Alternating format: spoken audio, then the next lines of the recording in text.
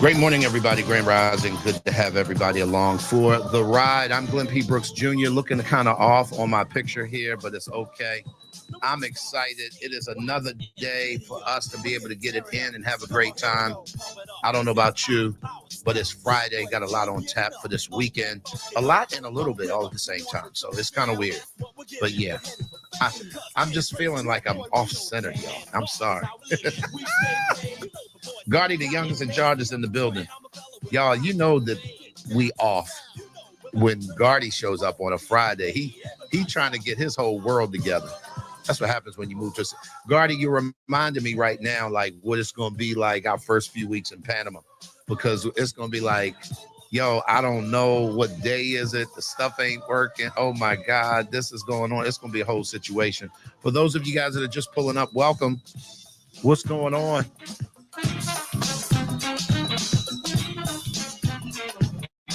Hey.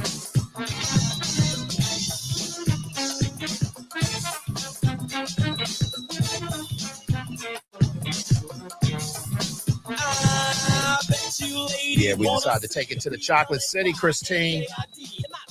You know what I mean? Where us mocha people live. Let's go. Hey. Us latte people live there too. All this time I had y'all on mute, Sheree. Ain't this a trip? Y'all been talking to me. I'm like, why y'all ain't No, I said okay. no. I said this. Us latte people are from DC too. I'm actually a native Washingtonian, like Christine. So we come in all colors, Yeah, all shades of black. I can't, can't deny that. There's a lot of different shades of chocolate for sure. Now everybody say. I love it. What we doing today, y'all? What is going on? What light we chocolate, light chocolate, milk chocolate, white chocolate, dark chocolate. So y'all know we're gonna have to get Rylan in the room. So we got to talk about chocolate. Like, how many chocoholics do we have in the building? Come on, talk to me. You a chocoholic? Really? Absolutely. Chocolate was never my thing like that, Christine. I mean, I can do it, but I ain't like a fanatic for it. Yeah, when I found out my son doesn't like chocolate, I had to rethink parenthood. You are stupid. You were like, where did I fail? What did I do wrong? It was my firstborn. I was like, Lord, it's my firstborn. How does he not like? He don't like Oreos. Like what? What is his problem? I love it. John Schultz is in the building. Grand Rising, sir. Man, what we doing today, John? What you got in your hip pocket, brother? Besides nothing and some lint. Y'all remember them old school cats who used to say, Hey, Dad, can you give me a couple of dollars? He said, boy, ain't got nothing but some lint in this pocket. What you talking about? You be like, come on, man. Let's go. If you're in the room, do me a favor, make sure you chime in. I got all kind of moving parts here, y'all. I'm sorry. But do me a favor, post it in the chat. Where are you tuning in from? What is the city? What is the state? What is the temperature, maybe the country that you're in? Come on, talk to us. Let's get ready to rock. Cherie, you good? How was your night?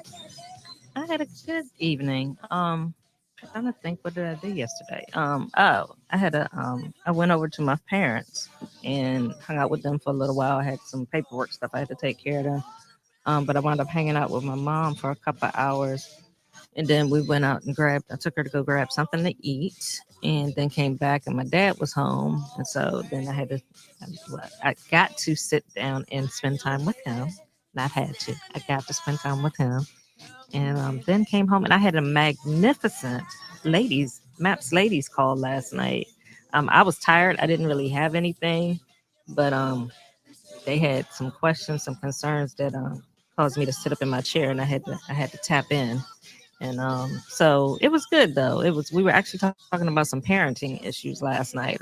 A lot of times we're talking about relationship, marriage issues, but last night we were talking about some parenting issues. When you have the senior in your home that's getting ready to graduate high school that don't know what they want to do, and they keep flip-flopping from day to day, and it's like you running out of time. You need to make up your mind.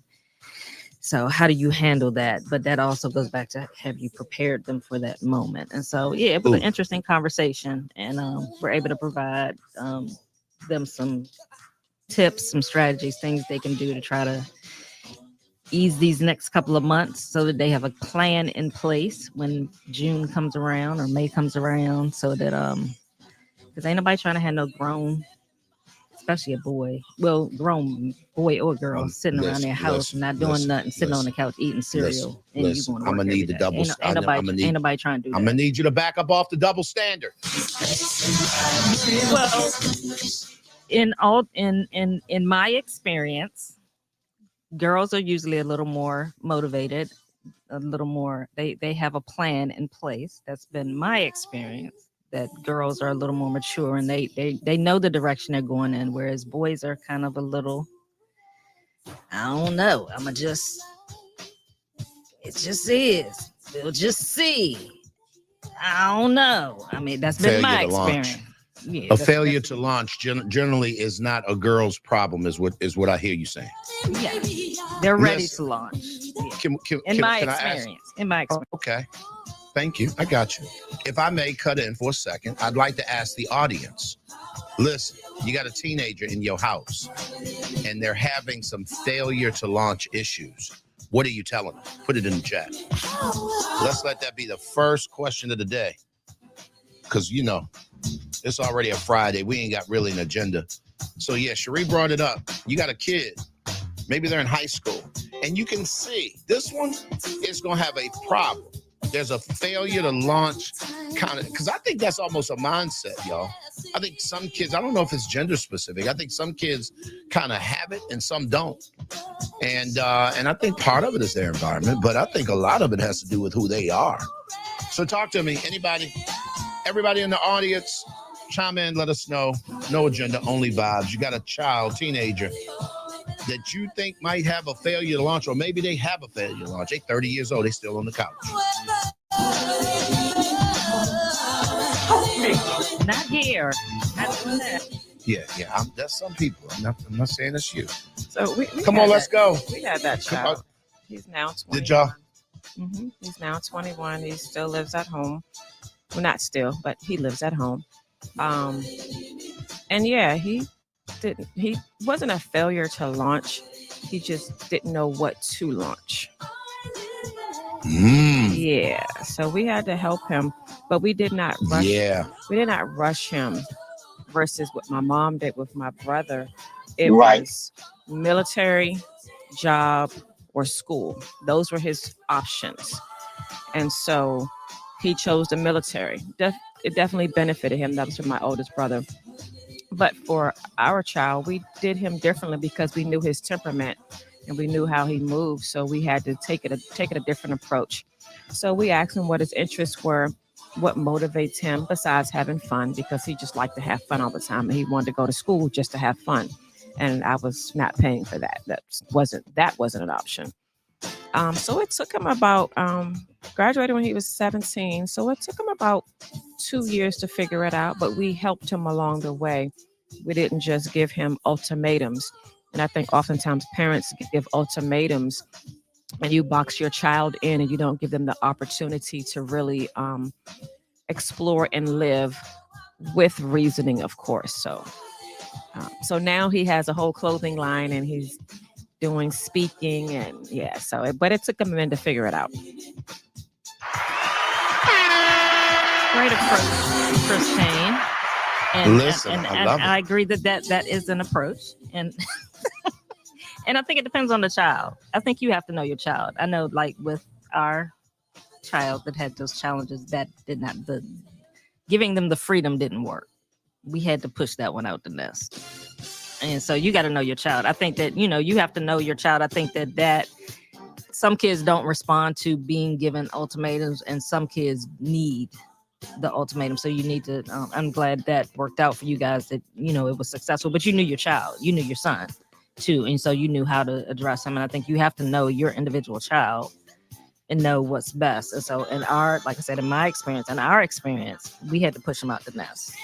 And now he wasn't in the house living off of us. Now, let me say that. he did have to go get a job and he had to that's the part right there. Pay something. He had to pay a utility or, cable or whatever. There were responsibilities that he had. Okay. Right. Yeah, it wasn't just you just here chilling until something hit you upside your head and you figure it out. Oh no. That's what we not. I mean, he got two entrepreneur, parents in front of him. Right. But we did had to give him some direction, but not box him in. So he felt obligated to do something that wasn't gonna last. So, but I definitely get it. Yeah, we're not sitting up there chilling, having a house party every night. So I have a question. Since nobody's chiming in on the audience, Sheree, can you let me just reset the room real quick before you fire off? Because you are really hot today, and I just need you to hang tight just for a sec.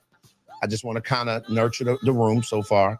Real quick, reset, 7:13, 13 minutes after 7 o'clock. This is Real Lesson, the corporate experience. We don't have an agenda today, only vibes. So we just come pulling up, having a good time. My tech is crazy today, so I'm a little off. So if I come in and go out and I'm a little abrupt, y'all have to understand I got a whole thing working in my head while I'm trying to show up today. But the question was, you got a kid who hasn't made up their mind. They're in the home. As a parent, you're really kind of caught between the whole thing of, do I push them? Do I hold them back? Do I encourage them? Do I give them an ultimatum?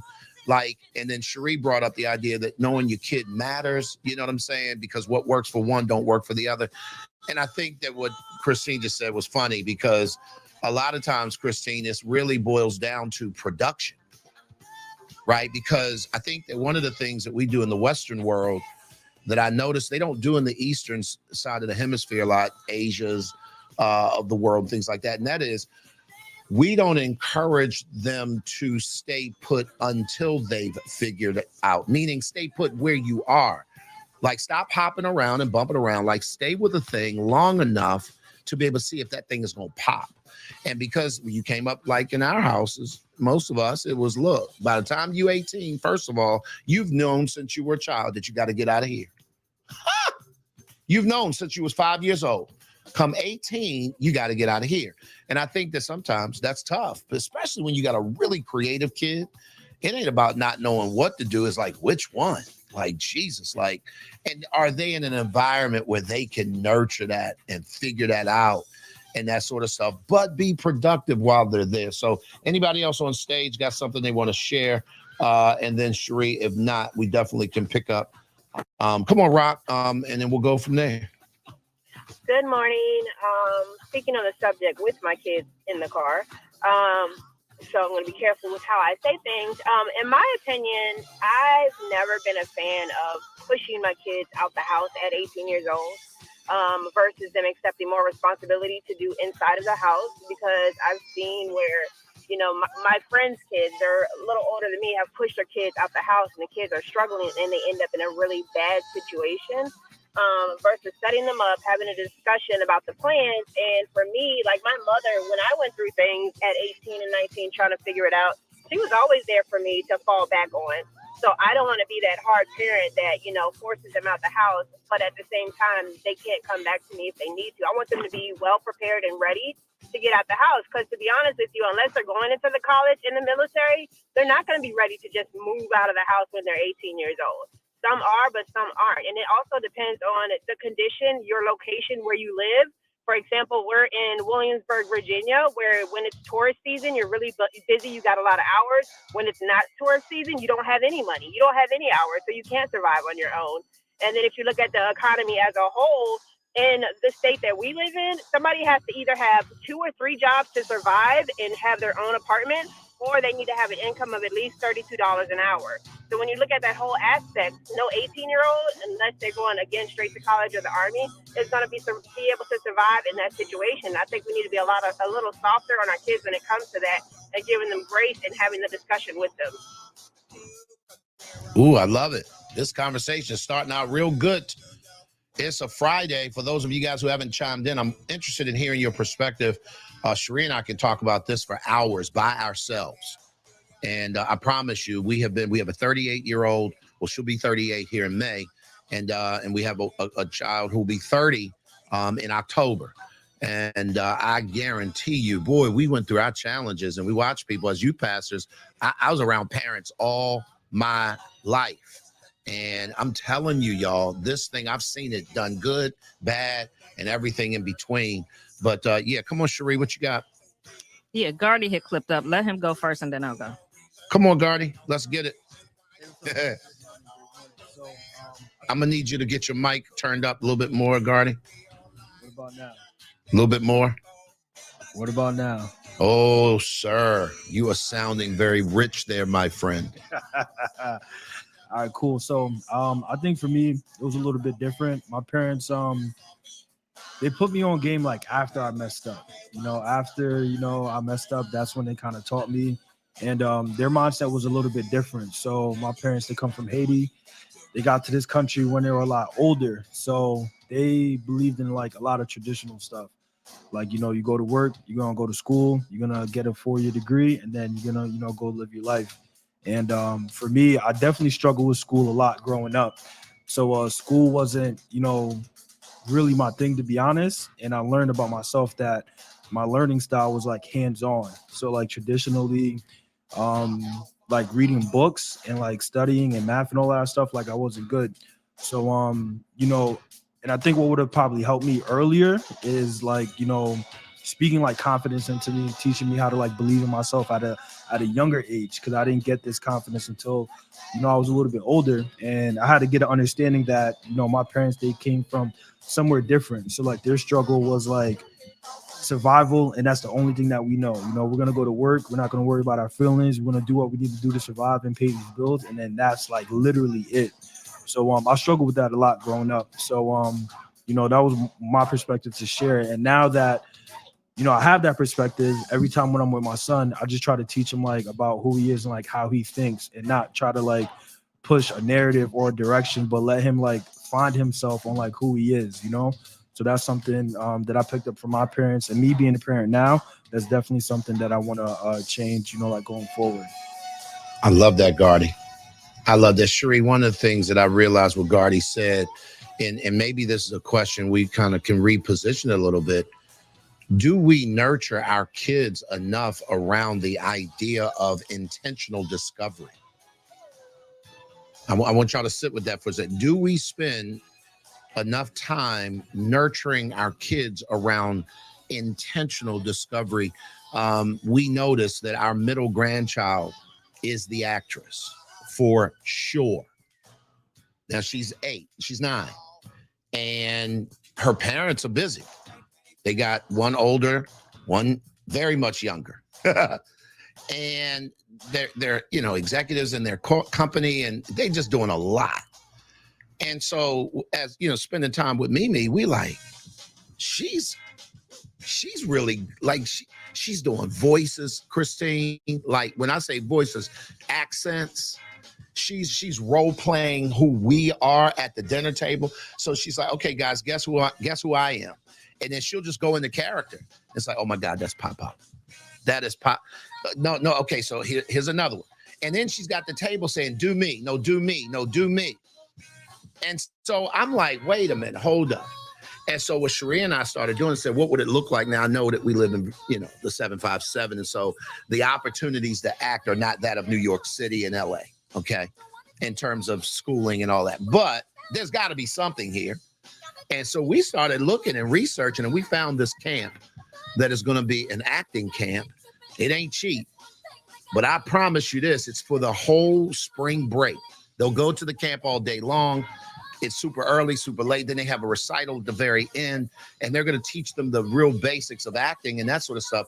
And so we said, let's see if their parents would be willing to let us, put her in that.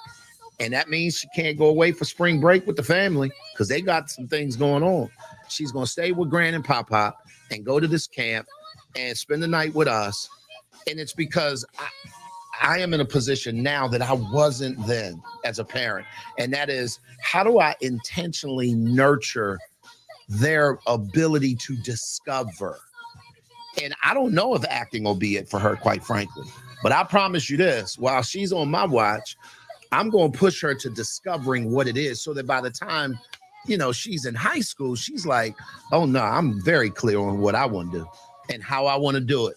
And now it's just about practicality. How do we get there at that point? Does that make sense? Anybody else got something want to chime in on that? We just kind of talking today. Come on, Sheree, and then we'll go up to Christine. Yeah, and that kind of ties into what my next question was. So I think a lot of times as parents, we kind of let our children, and I don't mean to offend anyone or any generation, but I saw a statement somewhere. This is not something I said. Someone else said it. Basically, they were saying that this generation of kids, they're soft. And what they meant by that is that they're not made to do anything. They're not made to stand by their commitments. They're not made there because we as parents, we as grandparents, we are in a better position than our parents were. So our kids don't have to. And so they don't have to, like the generation prior to me, kids, you had to get a job to help your family out. You know, my generation, it wasn't necessarily that I had to, but if I wanted extra things, I had to. My parents had everything at home covered. But like me wanting the designer jeans and stuff like that, if I wanted that, I had to go get a job to pay for those extra things. Kids today don't have to do that because their parents are financially, in most cases, in a better position where they can provide those things for their kids. And so therefore, we don't put there are no requirements for our kids when it comes to them learning life skills. Now, yes, they're required to go to school and do that part. But I think that a big part of children getting to age, getting to be a senior, and them not knowing what they want to do is because they've never been made to do anything. They've never been made to honor their commitments. Like kids will say, oh, I want to go play football, play for a week or two and be like, I don't want to do it no more.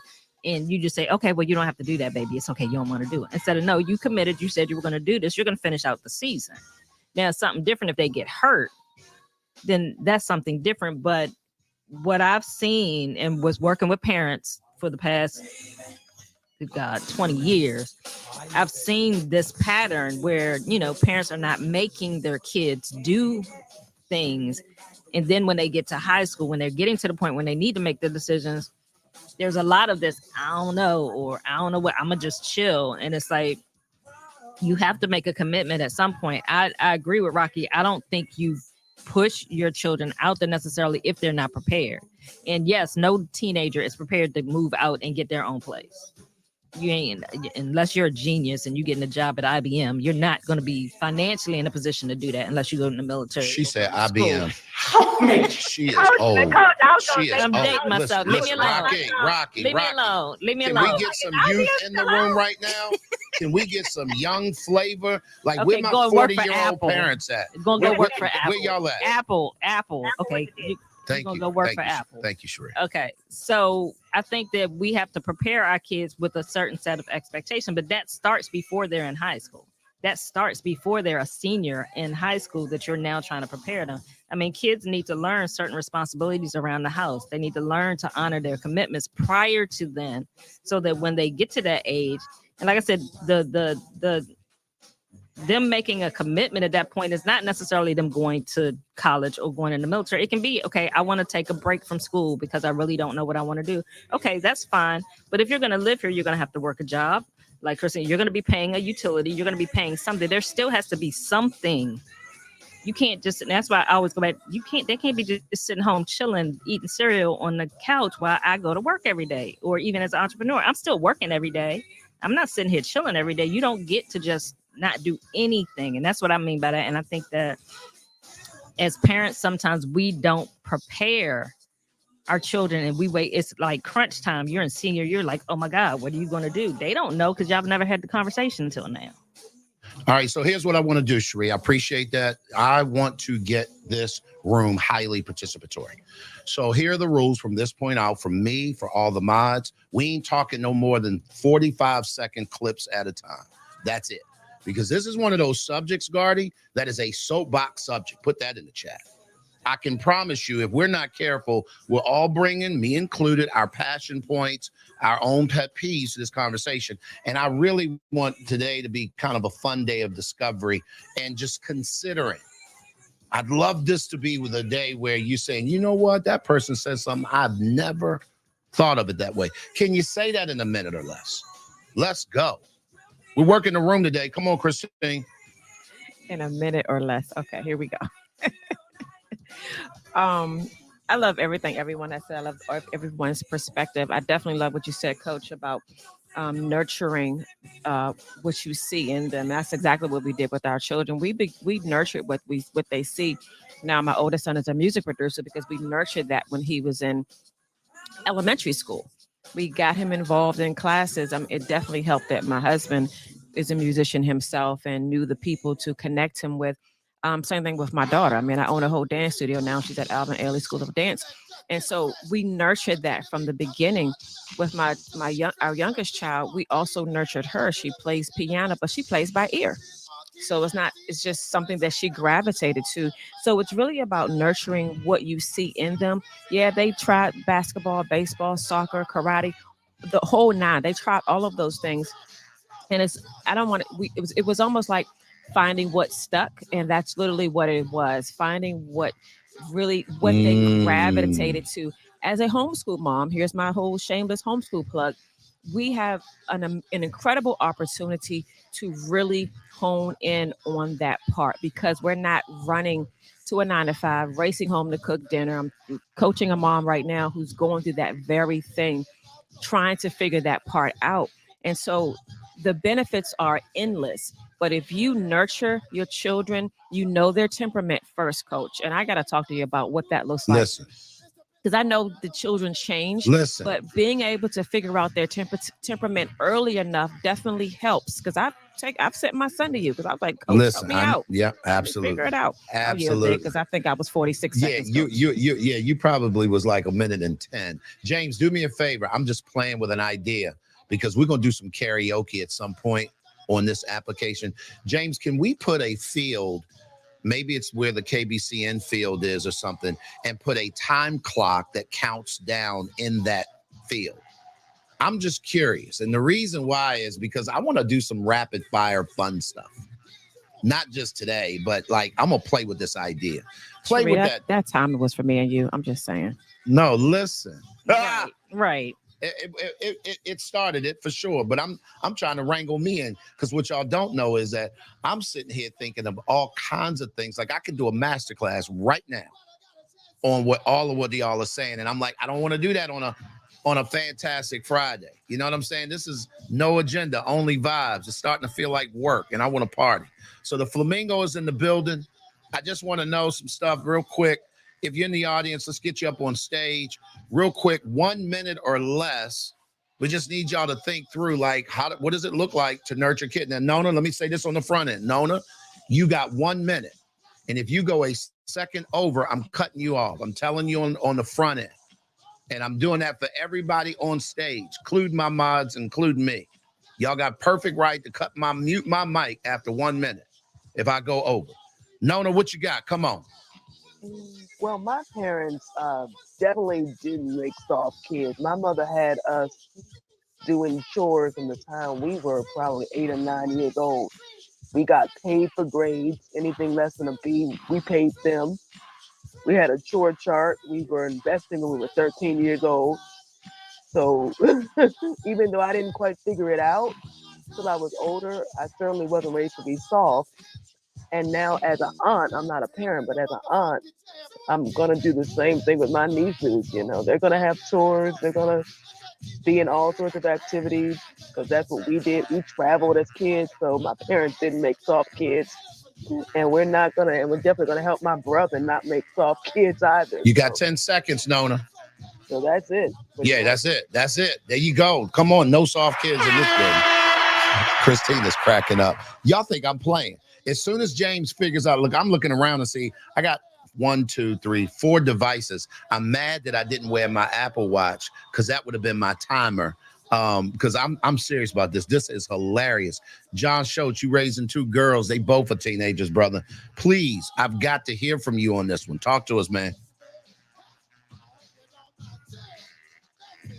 Schultzy, if you think you off mute, you're not. No, I'm in the car. Oh, snap. Bad time? Nope. So, okay. I mean, I've been listening about the whole conversation. We got 3 different thoughts because we got 3 different children, and they are 3 completely different pathways. Looks like our youngest will probably run the play as designed from the original playbook. Okay. The middle daughter, in the beginning looked like she was going to run the play, but she has her own navigation, and that will land her in the same place. It's just her route is very scenic, and so I'm just starting to wrap my arms around what her scenic route is. So we had John said we had very lunch. scenic. We had lunch with her one day, and we asked her. I came out before Stacey came out, and I came out and said, "Hey, look, it's not even about college. It's like, what do you want to do? So whatever you want to do, we could begin to wrap a plan around that. Because college is not necessarily an end all be all for us anymore. Well, I'm gonna say for me, Stacey probably a little bit more inclination, but for me, it was not about go to college, because I want you to go because you feel like that's your next step, not because it's us, because my middle child does a lot of, well, this is what I think my parents want to do, and we throw it back to her and like, what do you want to do? And so she has not answered that yet. Yep. I think that's over 60 seconds. I think look, Gardy, I'm trying to look at Cherie's clock. Cherie is sending me a clock, and the clock said 1:28. I'm like, wait a minute, are we cutting up? Are we going down? What we doing? I'm sorry, I had it on James coming through. Look at James coming through. I had it for an hour and a half. Sorry. I had to turn down. My bad. Listen, it's all good, John. John, you said one thing, and I love this. This conversation is getting ready to be really rich. What does it look like when your kid has decided to take a scenic route? And man, this is crazy because you have children, and I think about, your kids, Christine, you have those that are wanderers in their brain.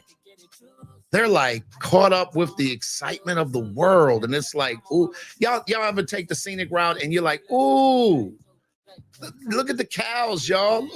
Ooh, there's horses over. No. And then you over there in the back, John, talk about punch buggy, no punch back. You're like, oh. So listen, this is a whole conversation. I absolutely love it. Anybody else want to chime in? James has the clock up. So we got the 1 minute. And the buzzer will sound. We're going to get a buzzer in a little while, James. Come on. I think I can do the buzzer. Come on, Gardy. I'm going to make sure I got to get this done under a minute. But I think one thing that I'm starting to realize is having exposure, right? Giving your kids exposure to new things. I see that traveling has helped me out a lot. And I think as business owners, we want to be able to make money. We want to be able to have the time freedom. We want to be able to do what we want. But I think, it's important to be able to expose our kids to new experiences, right? Because I learned that when I get new experiences, I'm gonna have a different perspective, seeing how different people think, different cultures, things like that. So that's another thing that also pushes me to continue to do what I'm doing, so I could have the capacity to be able to bring my son with me while I go on trips, be able to do a father and son thing, when it's just us. So I think experiences and exposure, new experience and then new exposures is important. He did it, y'all. 5 seconds to spare. Listen, I was prepared to do my little sounder, and so look, this is hilarious. This is how we do it. Grand Rising, everybody. If you're just pulling up, welcome to the room. It's 7:36, 36 minutes after 7 o'clock, and I had this novel idea to create a timer on when we talk. This includes me. So the rules today, it's no agenda, only vibes. We kind of jumped off talking about, I don't know who brought it up, talking about these kids. And I called it a failure to launch. I want to reword that. That comes from a movie title. Sometimes it is I don't know how, I don't know what. A slow launch. It's a slow launch. I like that. Or they're just not ready. No, language is important, y'all. And Christine, to your point, and as a mompreneur, you probably see this a lot. And we got Jill on the call. Yeah, I think that there is a space of ownership here. It's just me. Now you can start the clock because I can get on a soapbox on this one. Start the clock, James.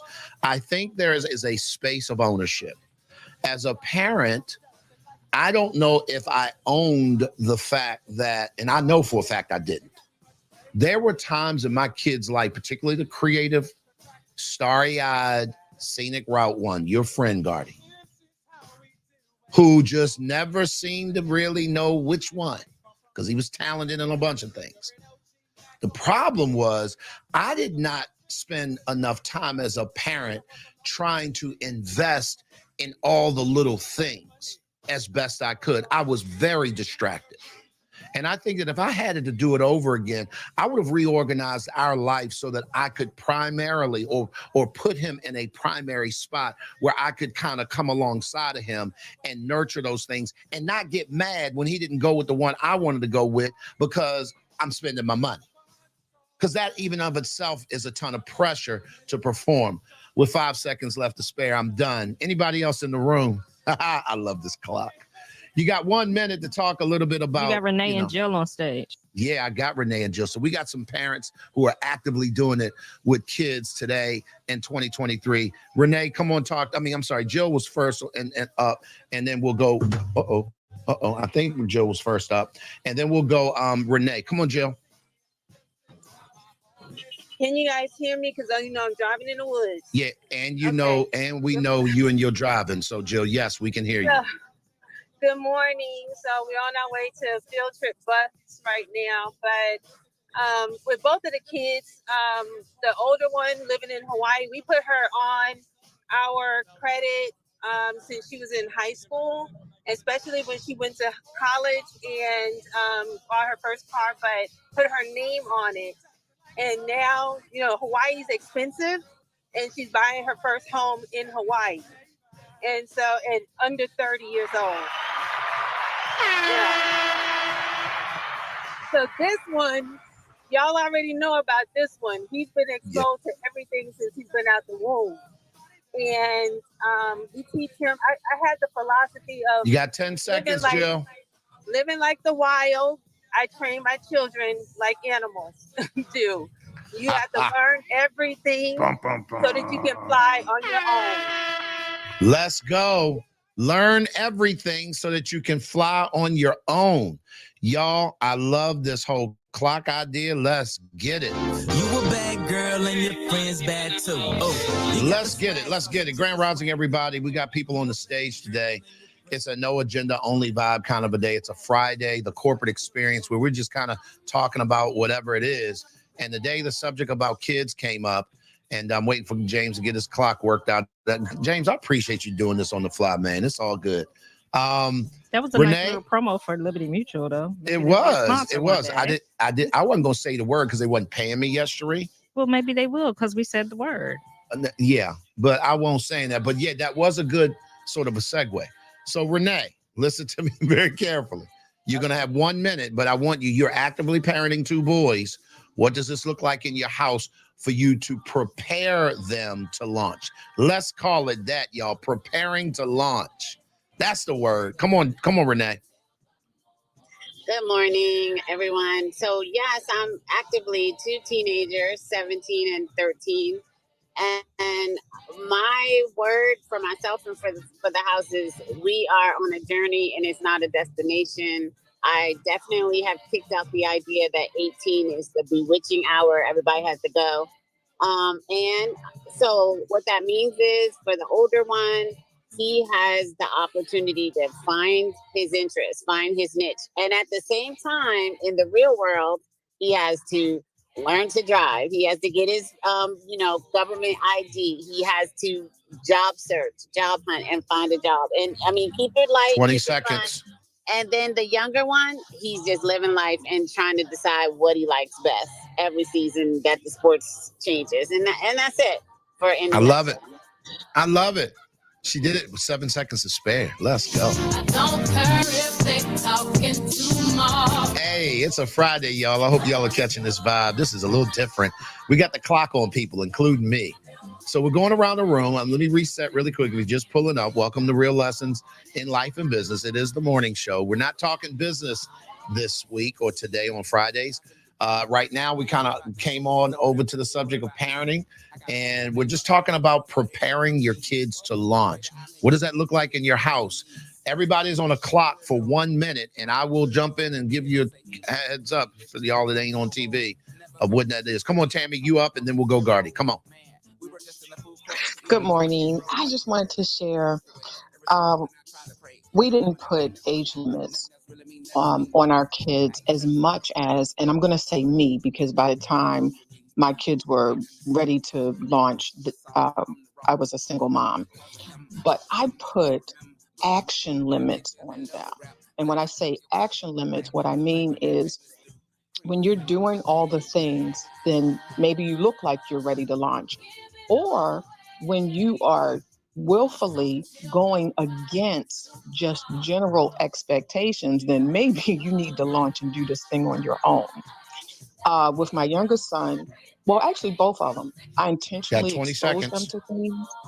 And what I mean by exposure is I worked at a college. Every chance I got, I had them on the campus. I put them in camp on the campus.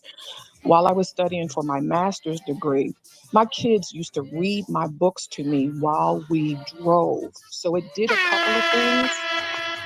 Time's up, Tam. Tam, listen, that one thing you said that I think lit me up, and I need everybody to put this in the chat: action limits versus time limits. That is huge.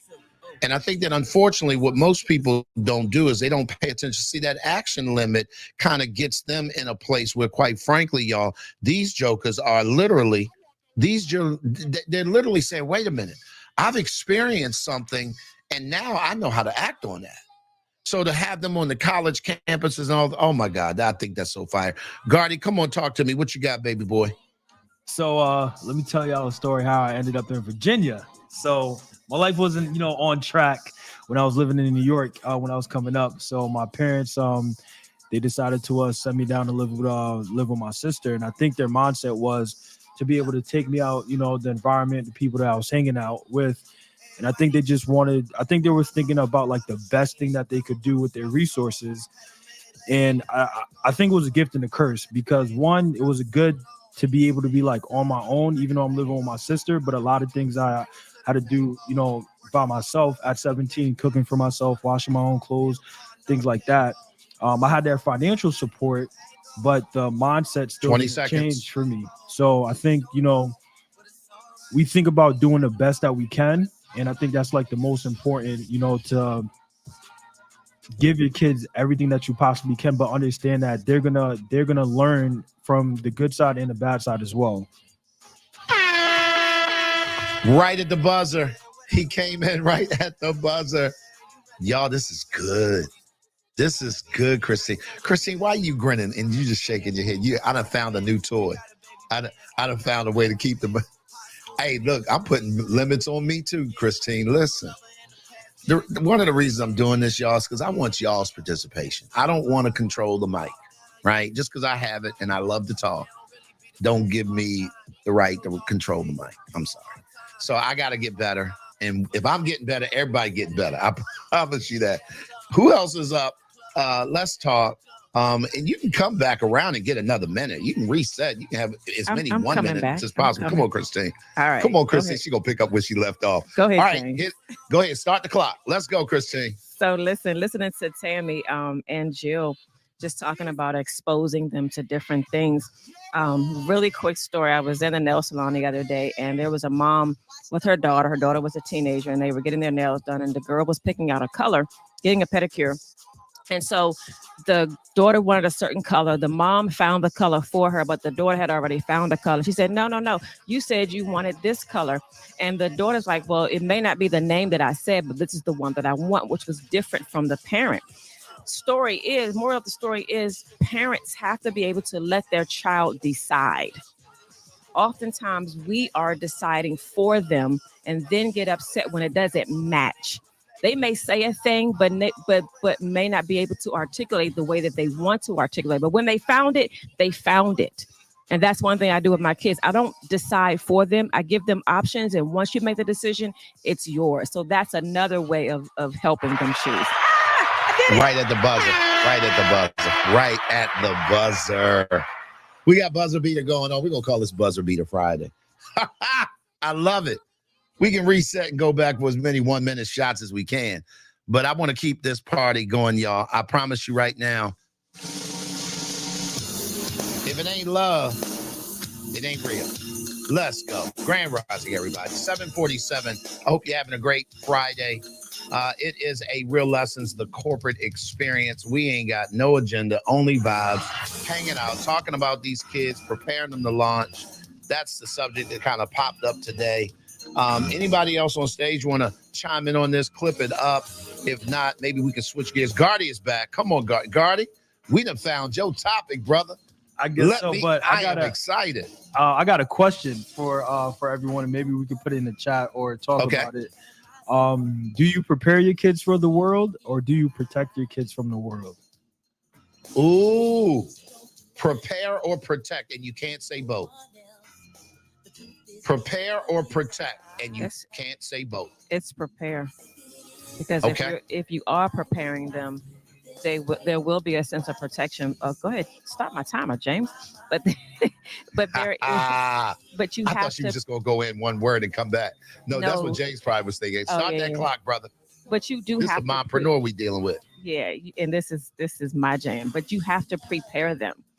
There's one thing to protect them, because when you protect them, you're shielding them from reality. That's just my perspective. But you absolutely have to prepare them for what is, for what may be, what could be, and what should be. I'll yield there. Listen, James, the clock got stuck. It never started. If I have to chime in, Gardy, I have to be really honest. In retrospect, I didn't prepare. I protected. And I paid a very, very steep price for it. I parented my daughter out of fear. And I parented her from the place of who I used to be as a grubby little boy, interested in one thing. And I protected. With my son, I protected because I recognized, and I was living in shame when parenting him. I'm being real vulnerable right now on this Friday, because he came to live with me because I didn't do my job the first time. And so for me, I erred on the side of letting him get away with way more than he needed to, because it was out of trying to protect him. And I failed. Now, God circled it around, and I was able to kind of redeem some of that stuff, and they turned out okay. But I'm dead real, y'all. I did not prepare. I protected with 6 seconds left on the clock. Let's go. Hey. We're going to get the clock reset. Let's get the clock reset. Cherie, come on, talk to us. Prepare or protect? Let's go. And so this is where the great divide happened with us with parenting. Whereas Glenn was a protector, I was in preparation mode. And so I think the balance of that was that they were both prepared for certain things. They had some foundational things because I had been preparing them, but there was certain areas where his protection overrode that. So I think that's why, if I'm honest now, looking back, that's why I think that even though, there was a degree of protection in place, they were able to still thrive and able to still, become successful, because they did have some foundational things, because they were prepared with some things. In the particular area he's talking about was more social, that the protection part came in. It wasn't that we were protecting them from real life and the consequences of life. We did prepare them for that. And so I think it's good to have a balance. It doesn't have to necessarily be all one or the other. 2, 1. You did good. She came in right at the wire.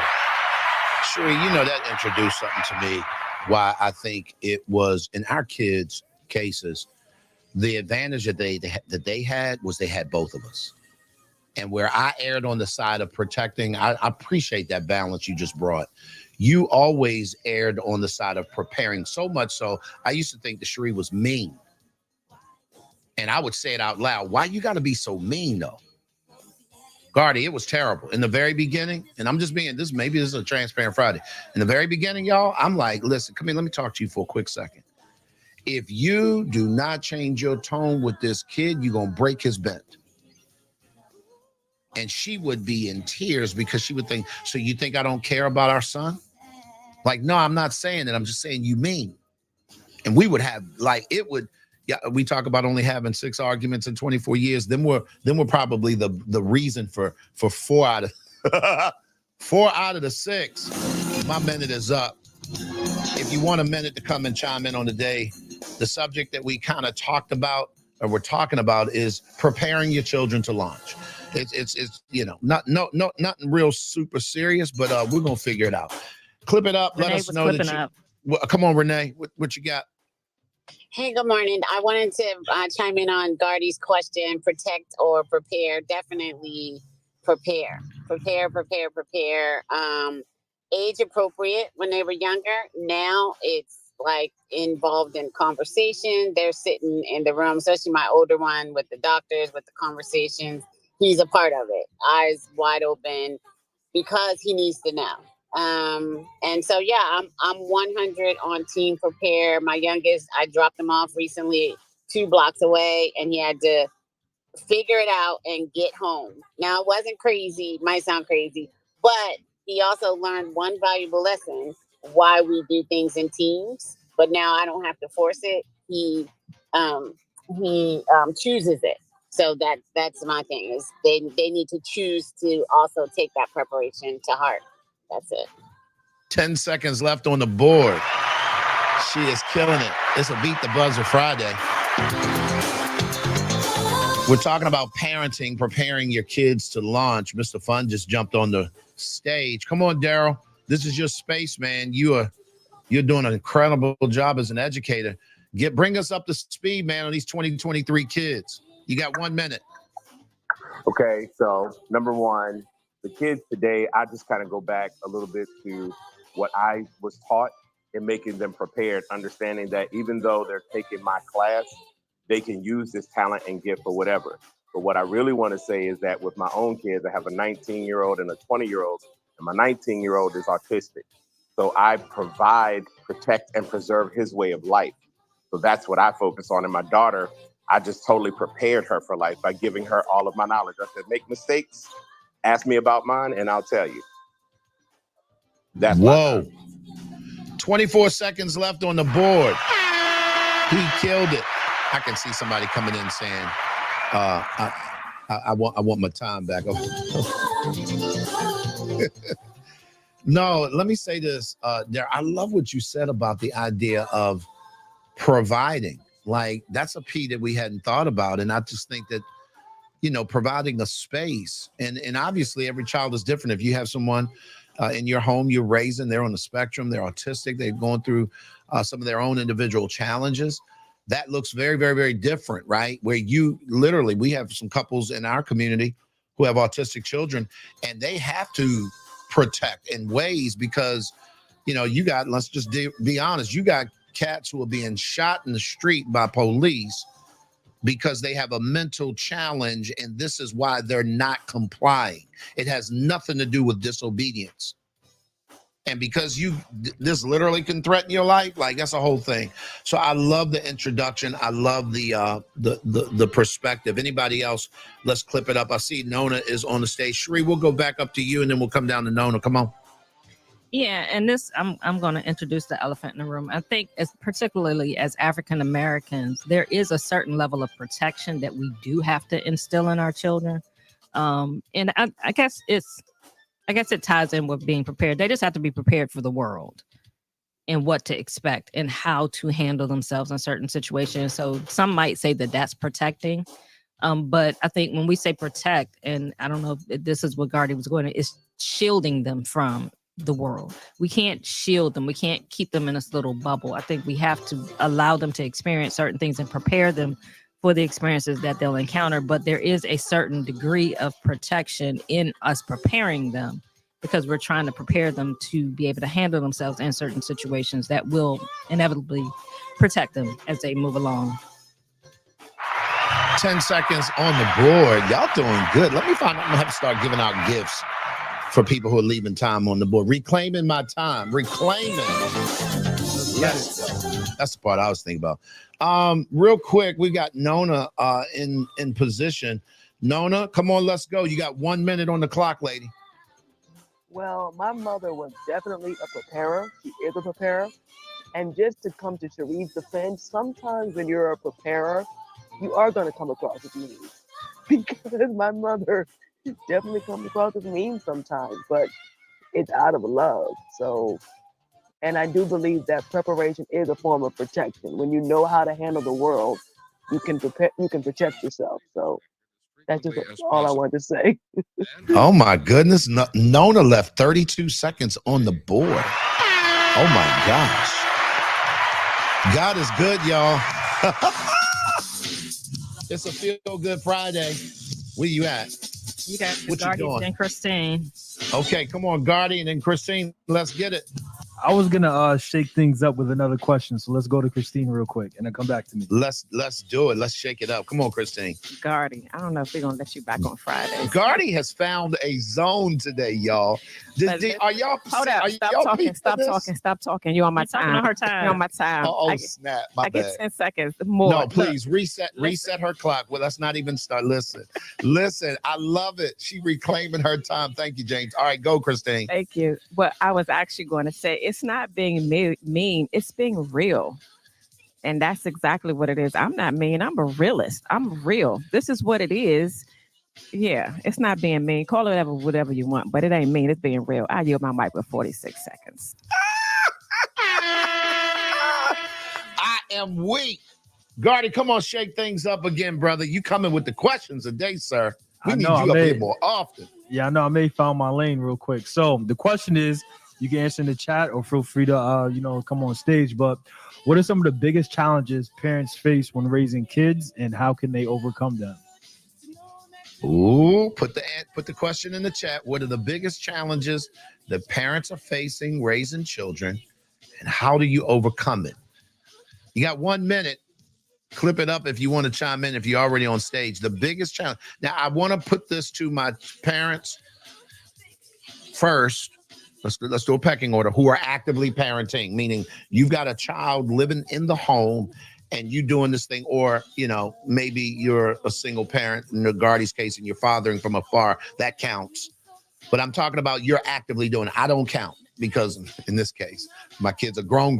They got kids. So I'm not going to chime in on this one. But I want to give priority to that person first in the chat. And Gardy, if you see it in the chat and they can't come up on stage, we're going to deputize you, sir. You'll read their comment. But who's got something on this? Clip it up. Come on, Christine. So that's a heavy question, but I will go back to your other question, Gardy. And the challenge is not to protect them, to prepare them. That's the challenge, because we do want to protect our kids from hurt, from the world, from the ugliness that's out there. But the other challenge is, I would say, right under that, in my opinion, for me, would be not being their friend. Like, I'm not your friend, I'm your parent. And so even though we have, I have great children, but sometimes they may try to put me in the friend zone, and that's what we're not going to do. So yeah, I'll yield there. Hey, I'm doing good. I love it. Seconds. Listen. You found out it's a competition now with Christine. Right. It's 8 o'clock straight up. 8 o'clock Eastern Standard Time here in the U.S. And I'm excited, y'all. It's a real lessons in life and business.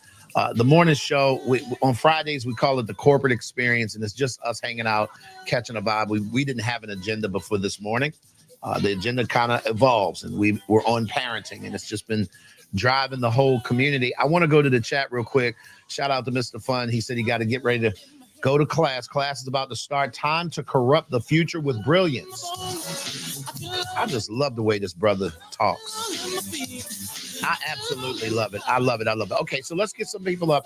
One thing I do want to read, Yolanda Tate says, now I say prepare, but when my son, who is now 30 years old, was younger, I was in protect mode, especially since I was in the military and always gone. He had the foundation, but I could have done more preparing.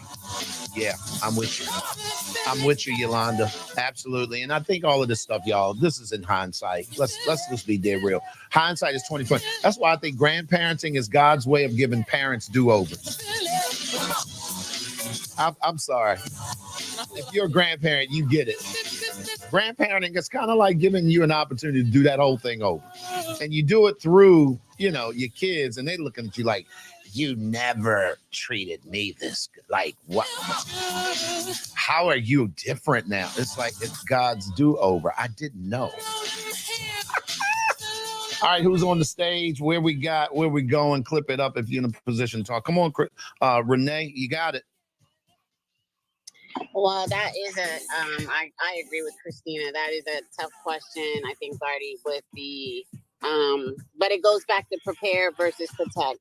And some of the deeper issues for me that I've had to deal with is, like I have a special needs son. Being able to call it what it was sometimes was challenging, but I've done it. And being able to call he's a Black man in America, special needs or not, that has been a challenge, but we've done it. So they say bullying has been a challenge for him. These are his challenges, not mine. But the thing is, as a parent, we have to do it. And that's where the preparation and I think a little protection, because if they're naive and they don't know, that's our fault too. So to an extent, I mean, I'm not crazy, but that's kind of what I have to say about that. Just got to rip the Band-Aid off sometimes and just let them bleed. Ooh. 5 seconds left on the board. She ripping Band-Aids off, y'all, and letting them bleed. Mama, got a boo-boo. Let it bleed, boy. Grand Rising, everybody. Who's next up on stage? Come on, Cherie. You got something? Talk to me. You got 1 minute. Yeah, I was going to say it was interesting that Renee brought up bullying. That's something that I've seen prevalent in.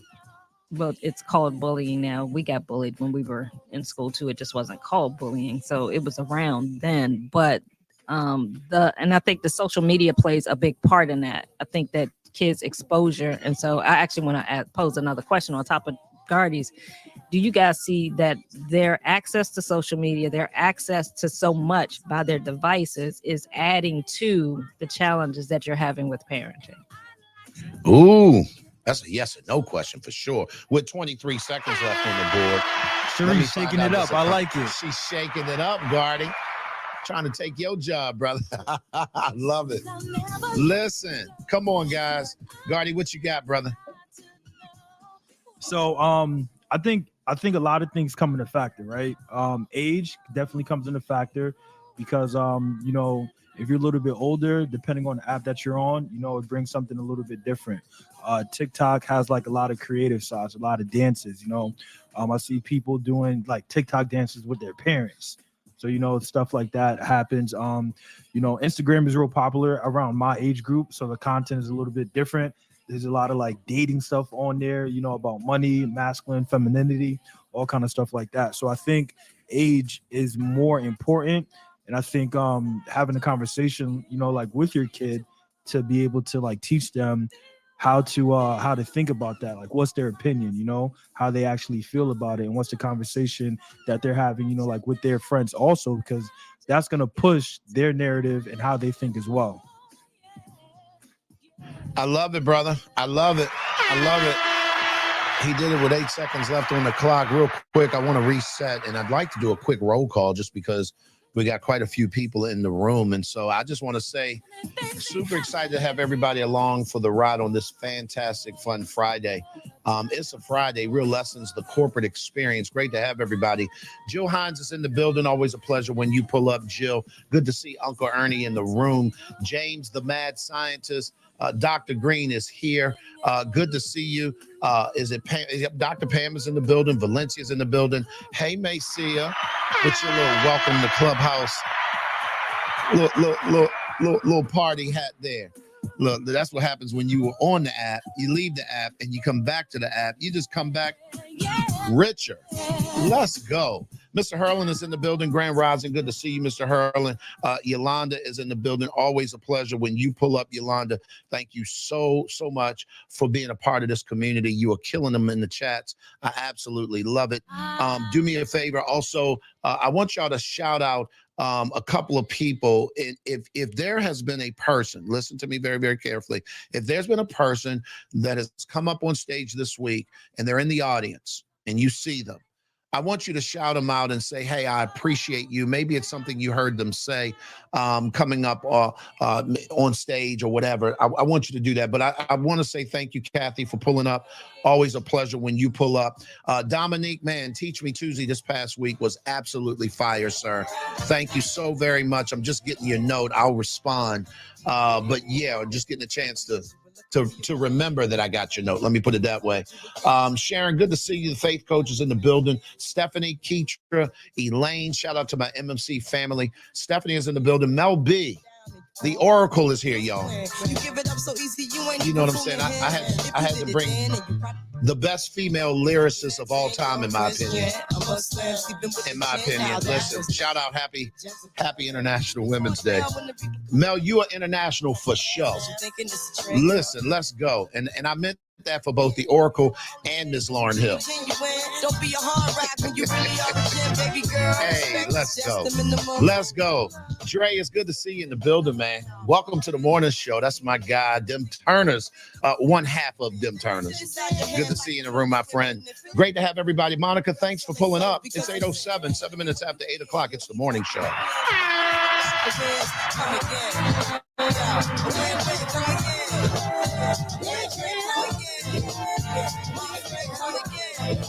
Grand Rising, everybody. So today, on Fridays, we don't have an agenda. It's only vibes, and we kind of go with the flow.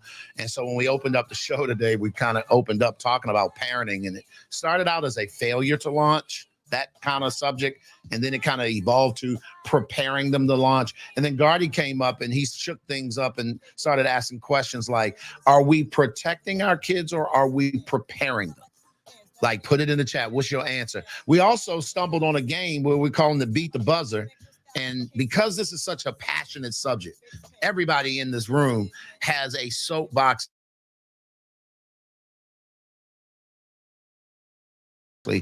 Do not have my phone on Do Not Disturb. That has never happened in 2 years. Wow. First time for everything. Sorry about that, guys. At any rate, we just fixed that. Here's the deal. You're going to have 1 minute to chime in on the subject, preparing or protecting. If you're on stage and you got something you want to add to this conversation, John Schultz is clipping it up. Let's get it. Yep, I'm preparing. And my preparation is to drop through every scenario as possible as we're out and about, talking about, learning about, and that will lead to their protection. So we're preparing over here. Ooh, 45 seconds left on the clock.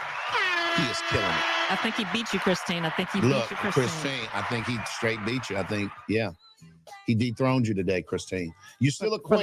For the moment. Listen, you on stage, you got something you want to add to this subject. It's 1 minute on the clock. Come on, Nona. To Christine's point, we should prepare, and preparedness is being real. You got to be real with people if you're preparing them. And so maybe the realness does come across as harshness or meanness, but you have to be real with people. You have to tell them what they're doing wrong. You have to give them the realness of the world around them. So yeah, you got to be real when you're preparing, and sometimes that realness can have an edge of meanness, even though that's not your intention, but you have to prepare and you have to be real. All day. Got some island vibes going here, Gardy. Time to shake things up a little bit. You trying to turn me up real quick. Hey, I'm just trying to help you out, sir. You know, you over there in the land and it's cold over there. Got somebody. Hey. If y'all feeling the vibe this morning, come on, put me in the chat. If it's cold where you are and this music right now is warming you up, put me in the chat. If you're looking forward to spring and then summer, or in my case, living in climates that's warm all year long, put me in the chat. Ooh. Hey, I see you, Garden. Somebody's coming up on a birthday next week, and we're going to be in Hotlanta. Whether it's hot or not, we're going to turn up. It's Pisces season. Let's go. If you got something you want to chime in on this subject matter, we're going to get ready to round the room out. But Christine, come on, you got 1 minute on the clock. Let's go. Yeah, so I was trying to read what Jen said, because Jen's still having some challenges. Preparation and protection is very important. If you give them access to social media, and then she says, I was not prepared, and Taylor suffered social media bullying when social media first evolved. And that's a real thing. I do protect my children when it comes to social media, especially my minor child. I have access to all of her devices, all of her passwords. I'm constantly in earshot of where she is, especially when she's on Oculus and she's. Sorry about that. Now I need to put my phone on do not disturb. But access to social media is a dangerous place for them to be right now because we cannot control it. So for me, I do have to make sure that I protect them. I go all the way in asking who is she talking to, what are they talking about, and making sure that I am protecting her so that she is not harmed emotionally and mentally. So I'll yield there. I ain't beating, but I had something to say. I love it. I love it. Something you said I think is really important to take note of, Christine. I may not be able to control it, but I certainly can monitor it. And I don't want us to forget that. I don't want us to throw caution to the wind. I love what Mel B said. Mel B said most people are protecting versus preparing. So there are so many lessons I give my children where I have to point out the difference. And I think that if we're not careful, we'll say, well, you can't control it. So that's kind of like saying, let them do what they're going to do because, you know, kids going to be kids. You can't control it. No, you can't control it. We understand that. It's impossible. As a matter of fact, if you do, it probably won't turn out well, even if you could. But you can monitor it. And I think that is a responsibility we need to take charge of. Sheree and then John, come on, let's go. You got 1 minute. Coach, I just have a rule thing. I have a rule thing. You in the comments. Uh-oh. I got a rule. Okay. Since we did the game. So if it's a rebuttal, like Christine did a rebuttal, then you should have 1 minute and 15 seconds for a rebuttal. If somebody throws it back to you because you say something, come on, you gotta make it fair. All right, later. Well, let me say this. I like the idea. Here's the challenge, just FYI. Our clock manager is struggling. We are putting him through the ringer right now. So as we kind of revamp this a little bit, I'd like that idea. Because look, I never was on a debate team. We argued, we fussed, and if you weren't louder than the next person, you didn't get in. Okay, that's why I don't talk often. So that's why Sheree don't see. And then I was on a debate team, and I know how to do it. So let's go. Let's go ahead and bring the rules in. I'm with it. And me too, Christine. So let's go. Look. Obviously, he came with the whole. See, I know of those rules, but I never did them. So look, I love it. Look at the. We'll do it. We'll do it next week because I can see y'all then, right? Because we're gonna be in Atlanta next week. Oh, by the way, y'all, we're gonna are we broadcasting the show live next week? We're gonna try to work that out. We're trying to work it out. We're trying to figure something out. I didn't want to say nothing. I'm sorry, John. I probably we don't know yet. We don't know yet. We gonna try. Yes. Our desire is yes. Okay. All right. Well, I just wanted to let everybody know. For those of you guys who are in Atlanta, it might become special. All right. Let's get back to the. I don't know if this is a reply versus a rebuttal. Sheree, you clipping it up like crazy. Come on. Mine is a reply. Let's go. Mine is a reply. I think that when it comes to social media, I know like when I'm gonna go back. This is even before social media, like when texting and all of that first started, when kids first started getting smartphones. You have to know your child and you have to know whether they're responsible enough to even utilize the device the way it's designed and not get caught up. I think a lot of times parents, because their friends got phones, you'll just get them a phone, you'll just get them a device just because you feel like at a certain age they're supposed to have it. That's like every child don't need to get their license at 16 because if they're not prepared, they don't need to get their license. So you have to know your child. But I think it's key what Christine said is that you have to monitor their social media. You can't just give them the device and let them go because there are things that happen in the apps, in games, that there are adults playing these games and they're with kids. And so you have to monitor it and make sure you have those conversations to stay on top of it the best you can. I like it. 5 seconds left on the clock. I like it. Come on, Gardy. I have a very good segue to go into that. You can start my timer. I like what Sheree said, being able to monitor them. Times are extremely different, right? I probably got my first cell phone, I think when I was like 13, right? And there's a lot of stuff that's happening in today's world that didn't happen when I grew up. So my son, he's 7 years old and he actually has a cell phone, right? And I was shocked when, his mom called me. He was like, oh, I got him a cell phone. And, her thought process was that he's going out on the weekends. He's hanging out with friends. The school, is small, as a majority white, right? So, she was concerned. So my question to y'all is, what age is appropriate for them to get a cell phone? Ooh, Gardy, this isn't fair. This is a fire charge conversation, sir. Can I ask? And I still got some questions in my back. Listen. Can I ask for clarity from Gardy? So are you Yep, talking go about clarity from the floor. just a phone that just you can just call, or are you talking about a smartphone where they have access to the internet and A access smartphone where they have access to internet, social media, texting, FaceTime calls, full control, like the way that you and I have it on our phone. Yeah. 24. Oh, snap. This is bad. This is bad. Start the clock. Who's up? Come on, John. Here you go. Yes, I think that the age is appropriate just when we got the latch key, when they let you to the house and you can cook with fire and they didn't know what's going on. So it's when you leave the key, you leave them with the phone. Ooh. I like John. So listen, if they're old enough to have a key to the house and come in and out and go home by themselves, stay by themselves. I think I hear you saying, John, you messed me up, man. I never realized it like that. Like I've had a key since I was first grade. Exactly. First grade, maybe. I have a rebuttal. Oh gosh. Okay. All right. Nona, let Cherie go in with a rebuttal, and then we'll come with your replay. James, we're going to do a minute, James, but we're going to move to the because I'm not trying to throw James off. We're going to still do a minute, even though y'all daggone rules people want to do the minute 15. We're not going to throw them off. Come on, Cherie. We got 1 minute. Okay, so when a child is old enough, and some people start giving their kids keys 8, 9 years old, the difference with a device is that now you're giving them permission to invite people in the home with them via social media.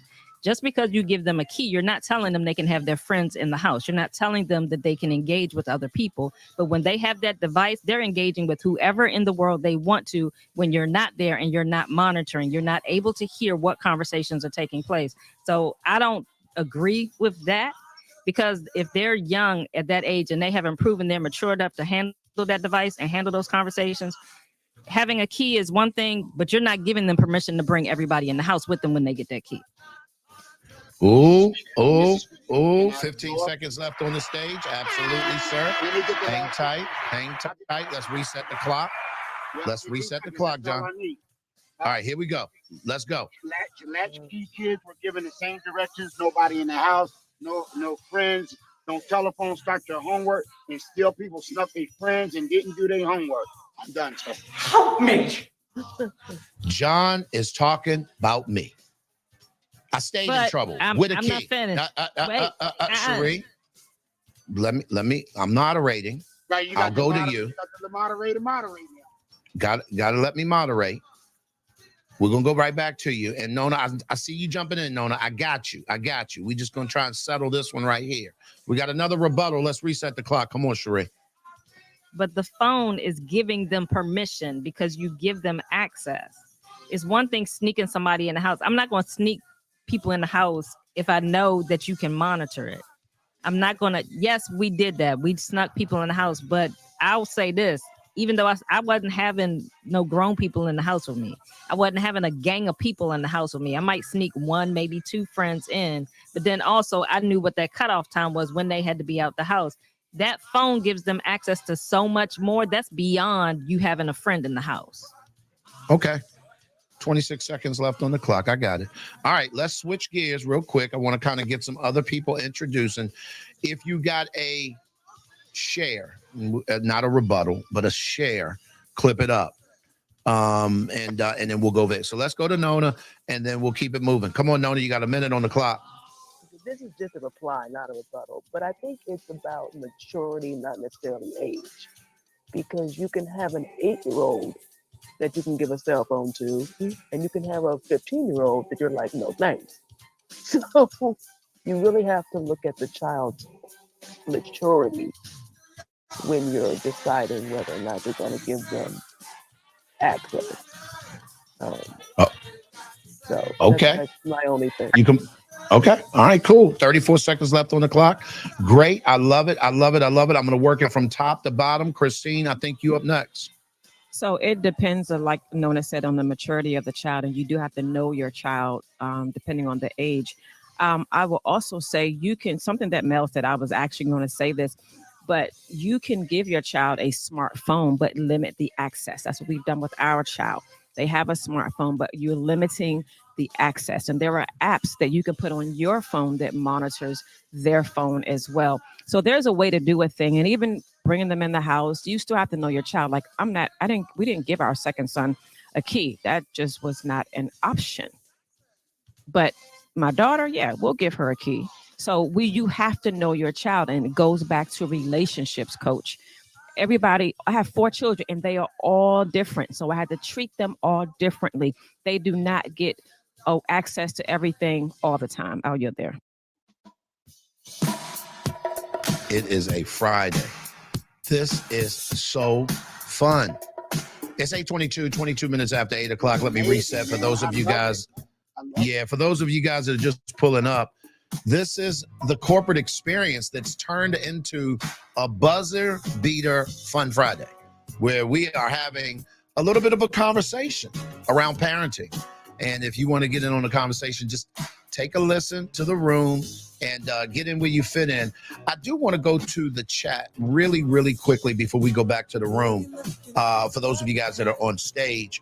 And I want to point this out, a couple of things. Mel B said this. She said, monitor it and use it as a means to have critical conversation, because you can't be everywhere and they need to be taught to think for themselves. Oh my God, that's a great point. Andre Turner says, the weight given to each has shifted as they have gotten older. I have been less of a protector and more of a preparer the older they get. I love that. Mel comes back and says, just because you give them a phone doesn't mean that they get permission to use all the apps. Ooh, I love that. I love that. Yolanda says, say that, John. All facts, what John was saying. And then Coco just chimed in. Coco, I was scrolling through my phone the other day, and I came across our pictures from last summer. I miss you. I just wanted to say that out loud. Miss you in the room. But she said, it's amazing that we function without cell phones, and we had keys. I gave my daughter a cell phone when she had to take the subway to NYC at 10. By the way, she had to take these subway trips by herself. She was alone. It was scary. The phones can open up portals that may not be ready to address. Caution. And so we do live in a world where that is such a double-edged sword, and it is tough. We're talking all things parenting today, and we got a lot of lively conversation. We got 1 minute on the clock. If you're on stage and you want to chime in, clip it up. I'm going to go from, I said we were going to go from top to bottom. We left off with Christine. We'll go Gardy and then Renee and then Tammy, I think it is. Come on, let's go, Gardy. All right, cool. So I'm going to be for giving them a phone because of the tracking ability. God forbid if they're in an emergency, they call mom, they call dad. You know, I like iPhone, so we're going to be able to have the Apple ID. We'll be able to track them. Also, in case if they're in an emergency, right, if they need money or anything like that, it may be a bit easier to be able to help them out, you know, to be able to send the money to, you know, Apple ID, Apple Pay, whatever the case may be, in case that they're in the need of an emergency. So I think that's it. I'm saving my 30 seconds. I'll come back to y'all. That boy watching the clock. Listen, this is a reason why y'all got to watch us on TV. If you're in a place where you can, jump on your Roku device. Shout out to KBCN. And James, you're doing a great job, brother, keeping us on schedule. We're going to keep it going. I think this room is probably going to have to go almost 9 o'clock today. I know this is a Sadie day, Cherie, but we're going to figure it out. Let's keep working the room. I think Renee was up, and then we're going to work our way down to Tammy. Come on. Okay, I wanted to talk about the phone.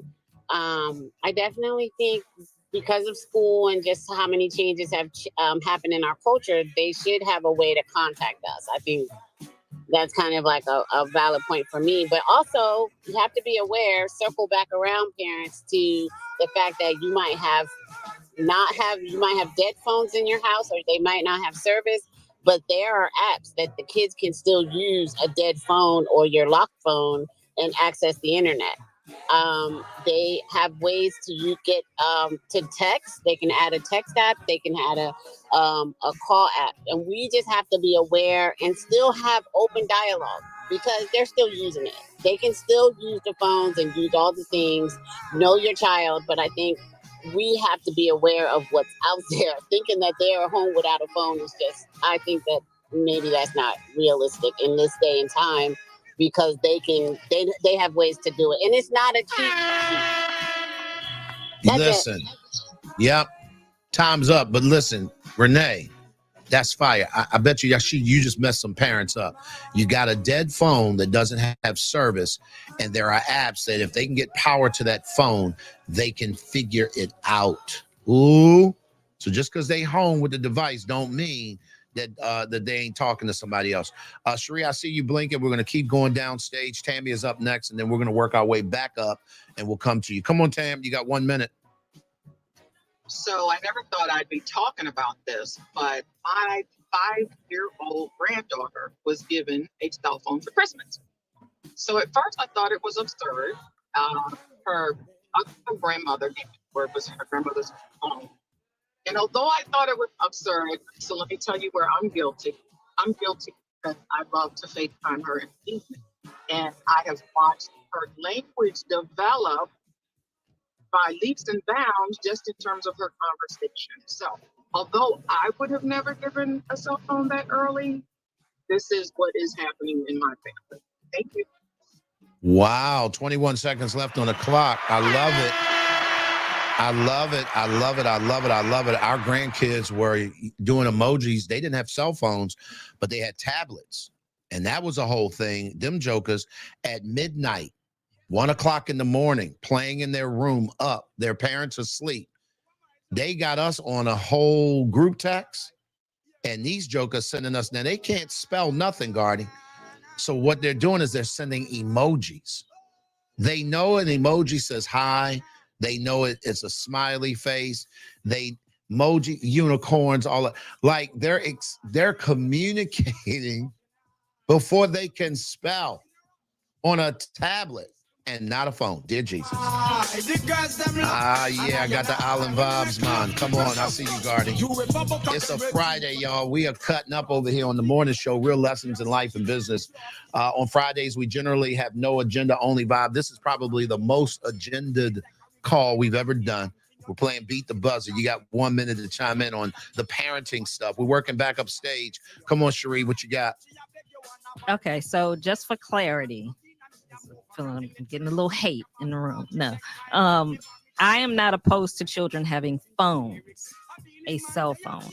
My concern is the access that, unlike with Justin, when he got a phone, we got him a phone that did not have texting, that did not have the internet on it. He had a phone so that when he was away from home, he could call, he could do that. I don't even know if you can get phones like that. My concern is giving children full access to things. And I know that there are apps and stuff that you can use to protect, that you can set timers and things like that on your phones. I just want to caution parents, because our children are growing up in a technological world, they know how to bypass a lot of that stuff. Ooh. And so you need to be aware of that. And you need to check their phones regularly to make sure that they have not bypassed some of the things that you put on, because they know how to use these devices better than we do. Pass me the keys to my truck. Pass me the keys to my truck. Listen, I promise you, Sheree, that's the thing. I thought I heard John talking about, ooh. Listen, I don't think that giving them a device absolves us of our responsibility of parenting. And if we're honest, y'all, the device for us was the TV. When we grew up, parents would pass off the responsibility of paying attention to us, or if they were busy and they were multitasking, this became our friend. Sit here, play with your friend while I cook dinner. The friend was the television. Can we say now the friend is your device? Times haven't changed. Technology has. The method has changed. The method has changed, but that's why we know Jeopardy words and they don't. Anyway. Help me. I'm done. Wheel of Fortune, Jeopardy. Those were John, solid. you're cheating. Yeah, John is not abiding by the rules. We got to come back to John. Hey, look, and this song popped up right here. I want y'all to tune in. Look, dial into this one, Gardy. Why when John started cutting up, this song popped up? Huh? Hey, huh?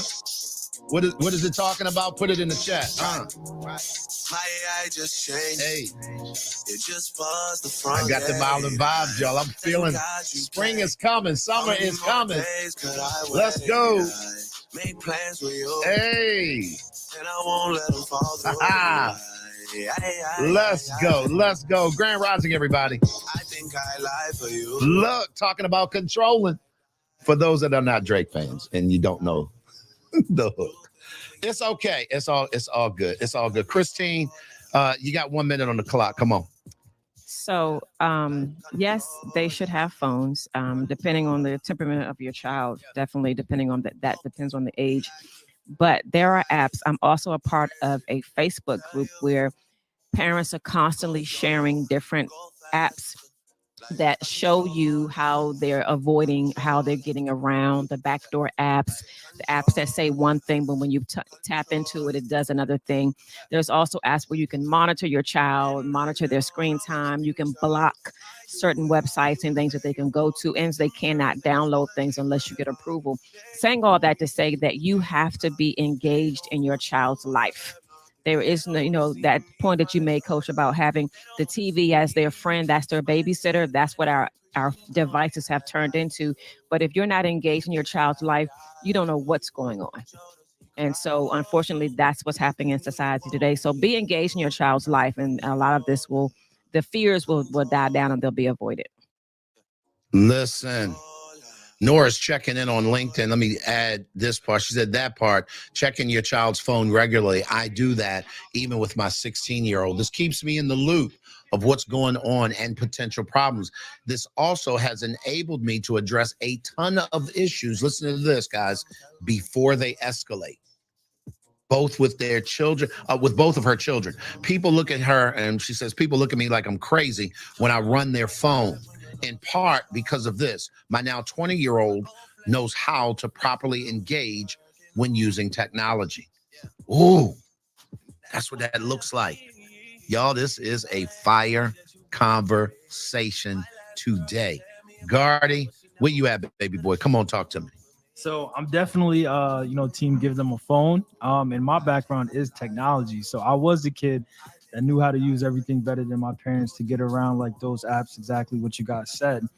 So with having a phone, do you give them access to that stuff? Do you give them access to social media to see how they actually engage on social media, the type of things that they post, pictures, etc.? Do you give them the freedom to see how they interact, or do you monitor that from day one? That's a question.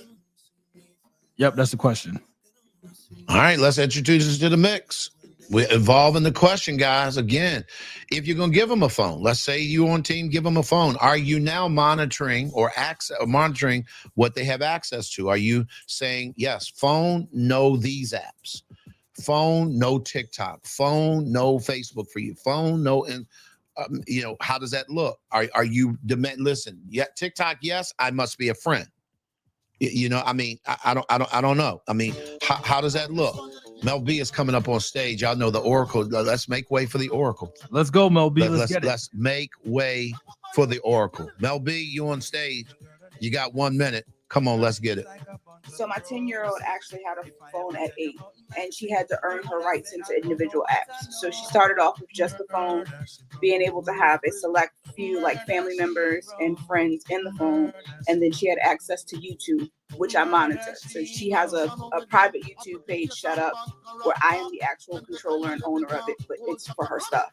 I feel like there's that engagement piece that Christine was talking about needs to take place, and you have to be engaged. With my first group of kids, because they're 10 years apart, I had to learn that even when I thought I was monitoring things, I wasn't monitoring things. So I had to make sure that active communication was there and that they knew how to make safe decisions and things for themselves, because kids are going to kid all day long. With 15 seconds left in the room, she said, kids gonna kid. I love it. Yeah, Coco said, don't just say we're gonna check it. We actually got to do that. It helps them stay accountable as well. No, I love it. Anybody else on stage you want to chime in on this subject? This is good stuff. Come on, John Boy.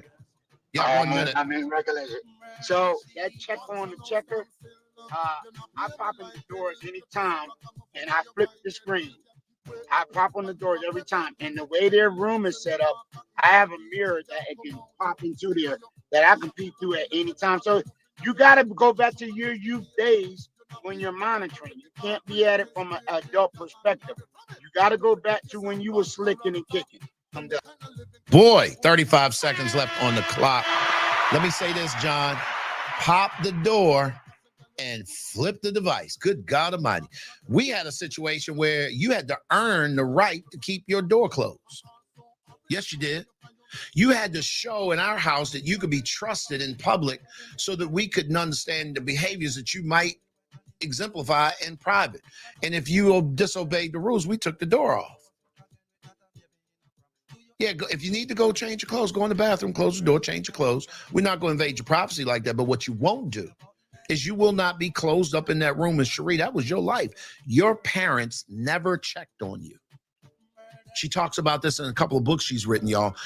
Cherie was the kid that was left to herself. Her parents had no idea what was going on. And we didn't have technology like that then. But they had no idea what was going on the other side of that door. John, I love it. Kick the door down and flip the screen. Hey, come on now. Let's go. It's a Friday. Christine, you got a minute on the clock. Come on. Yeah, so one thing I have for my 12-year-old, when she wants an app, I get a notification and I have to approve the app.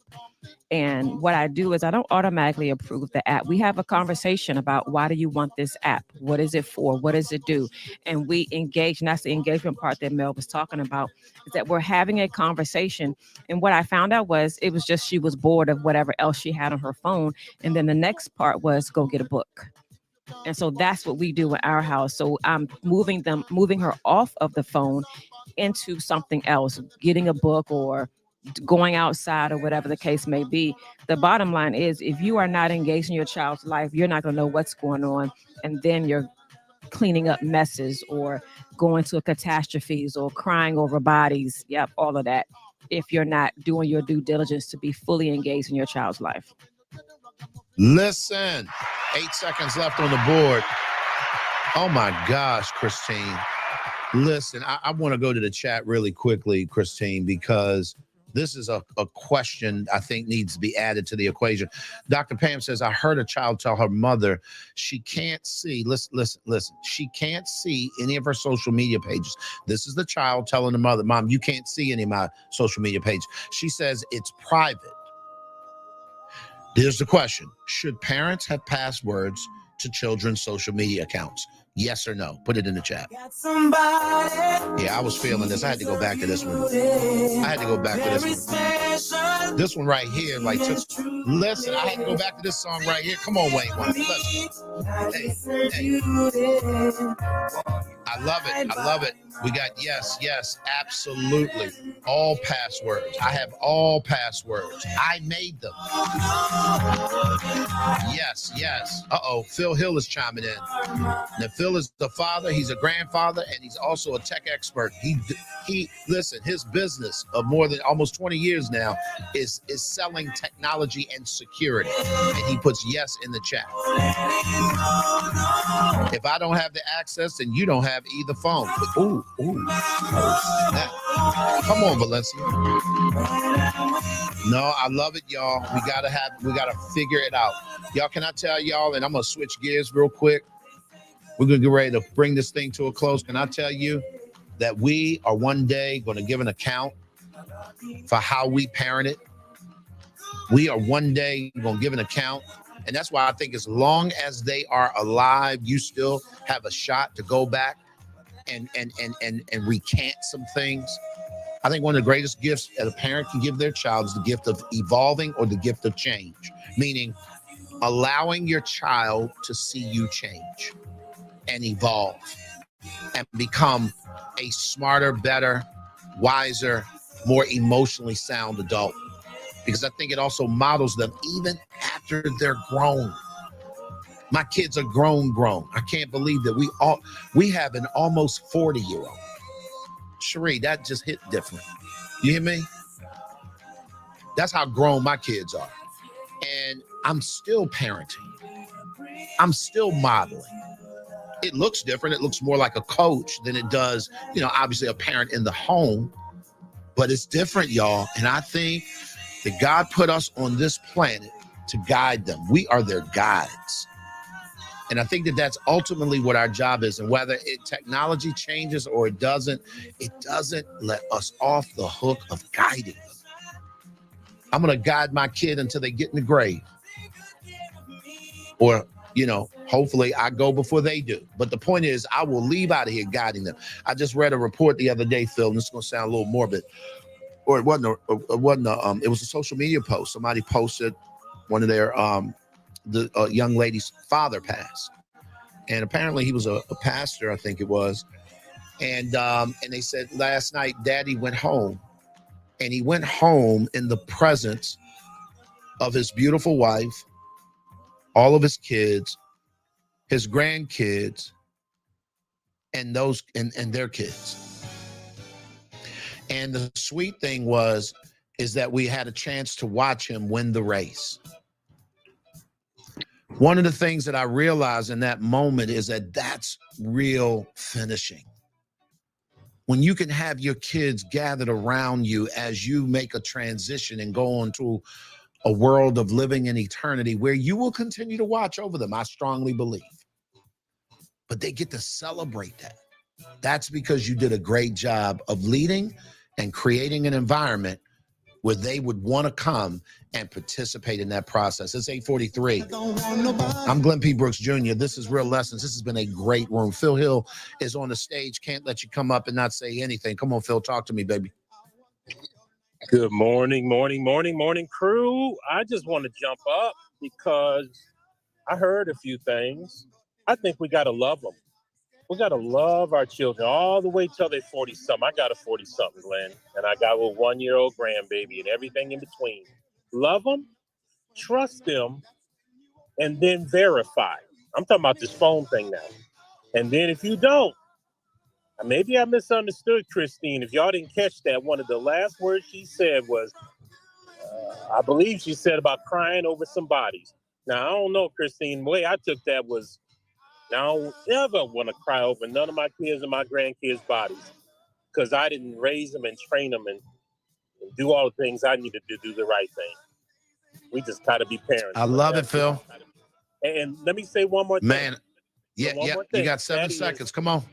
That is, growing up and raising them is like bootstrapping. You got to show up consistently every day, just like bootstrapping. You ain't said nothing to me, Phil. Let's go. Listen, it's never too much. Come on, Luke. It's never too much, guys. That's my job. That's my job. That's what I was here or put on this planet to do. Y'all, I've had a fantastic week hanging out with you guys. I want to say thanks for Bootstrapping Redefined. Phil, you mentioned it, has sponsored the room all week long. October 13th and 14th, the event goes down in Atlanta, Georgia. This 2-day event, guys, is designed to help entrepreneurs and business owners elevate their leadership to increase their impact. If you are an entrepreneur, here's what you know. Most people agree that long-term success of any business actually depends on the ability and performance of its leaders. Leadership can't be measured in dollars and cents, nor can it be referred to in black and white terms. Leadership success can be measured in the culture of a business and the replication of the leaders from within. Early bird tickets are available right now. Go get them. We got some announcements that we're going to be making all next week. People that we've just secured this week and we've been working on, and they said yes. It's going to be an amazing time. I want you guys to be there. We'll be in the ATL, and I'm praising. Listen, I am believing God that y'all are going to be able to pull up and do all the things. I promise you, you can't get to any place of significance by yourself, y'all, because we all need some help. I was gonna come back on that. I just was saying it just this one time. I was setting the whole thing up. I'm so sorry. Did y'all enjoy the room today, though? That 1 minute buzzer beater thing was serious. Awesome. Cherie. Oh my goodness. John Schultz. We keep evolving. Yeah, that's the beauty of it. And the room should be growing, not in number wise, but in anticipation and maturity, because they see how we evolve. And we're not afraid to bring on great people like Mel B and Dominic and all. We want all your goodness. We want all your genius. We love to display that. If y'all don't mind sharing, get with us on the back end. Do that. Incorporate you into the morning show. Come on, let's go. Hey, we're gonna make you feel loved in this room. 847. Y'all, it's been a great week. Mel, I just want to say, while you are on stage, you know how I feel about you. We have a real relationship in real life, and you really are my sister.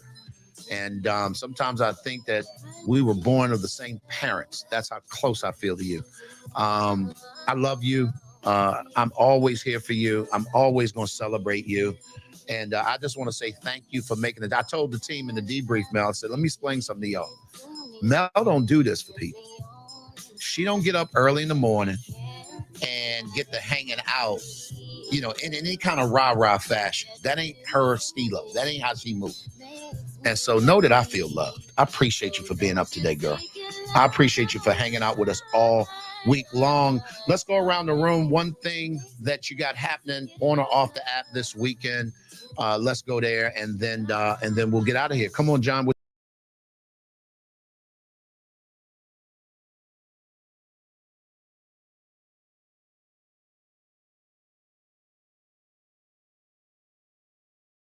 To the movies with a group of ninth graders today, and she knows what we got to do. So that's the preparation. Is that phone tracking, Cherie?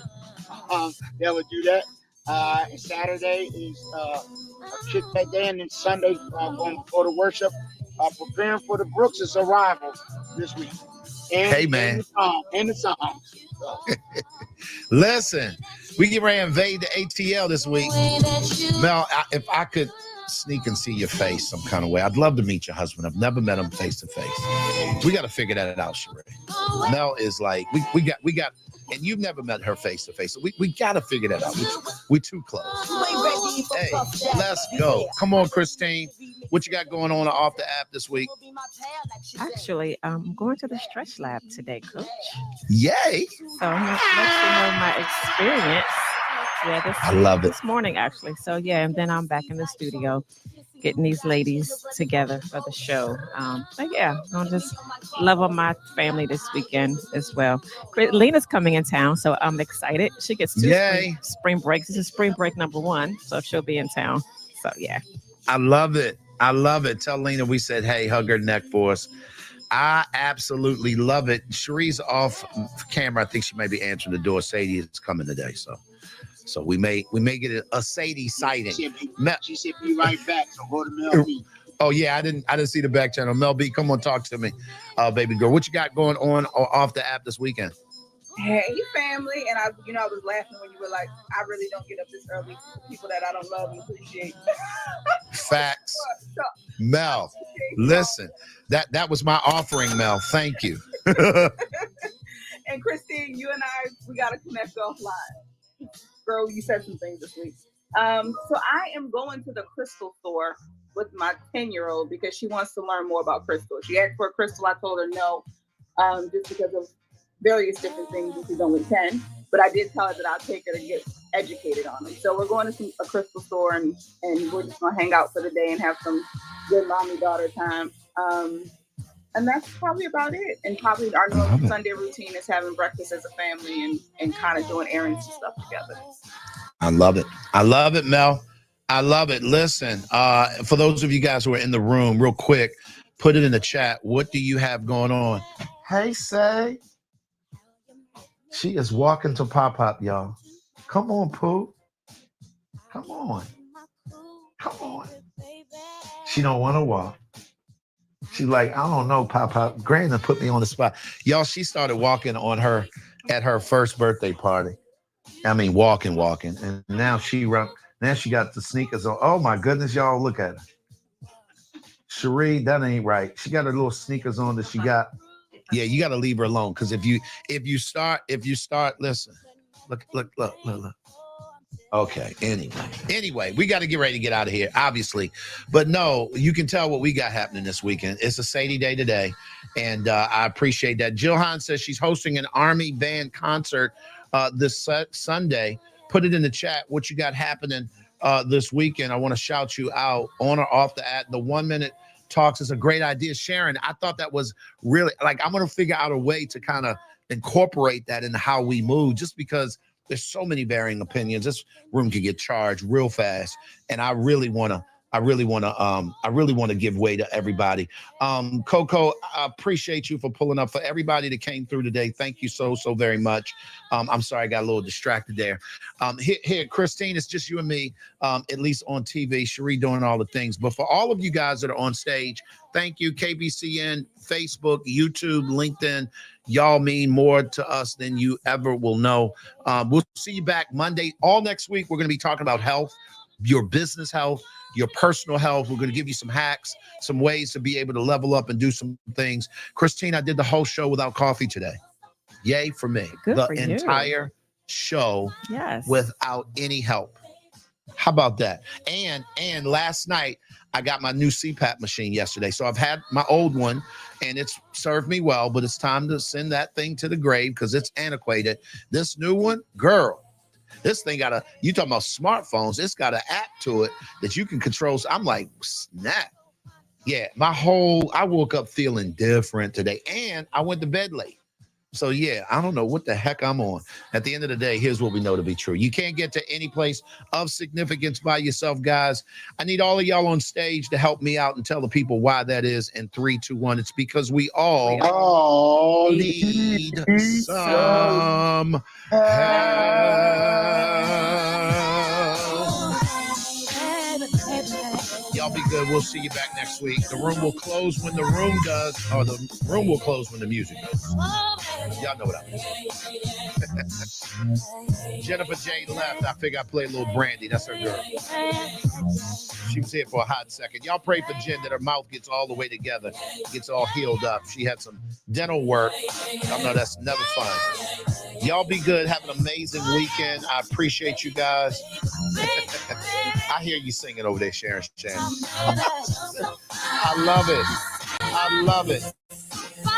Hey, hey. Uh-oh, John Schultz pulled up right at the end. Finish it strong. I love it. Let's go. Y'all do me a favor, network in the room. If you have to say hey to some people, maybe you got to get in somebody's back channel, get their information. Maybe y'all need to connect on some things. Let's make it happen. Have a fantastic weekend.